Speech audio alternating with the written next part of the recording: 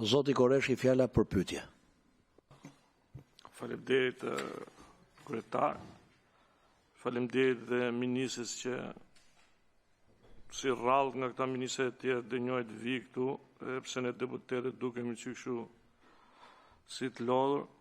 Shikoj që trupi diplomatik ka gjitha të precedenze për përsi se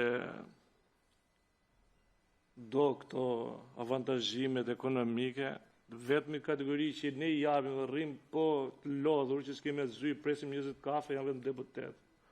Dhe ne kemi në qell namin, po në diell gjitha tjera. Pra, do të kesh i zyr apo i cop letër kështu, do të hysh borxh te gjithë sekretarit tu, po të dhanë cop letër në stjolaps.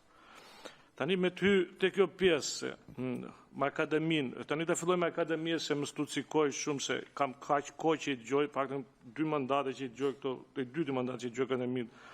Te kjo akademia juaj, a do hy dhe kjo akademia e barimit, pra do të hapi eksperiencën këto që kam propozuar dhe akademinë e barimit, sepse edhe kjo kështu ka qenë për në Europë. Mos kthehet gjithë kjo akademi si ajo propozimi që bëri zonja Kripca fillimisht, edhe kthehet gjeli me një thel.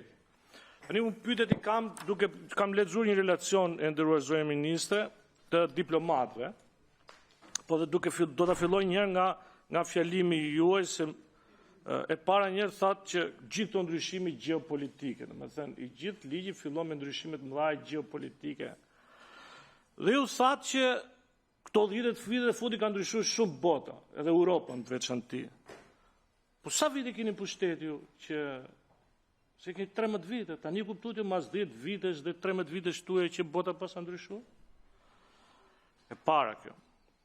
Domethënë, të gjithë ta që ishin para ju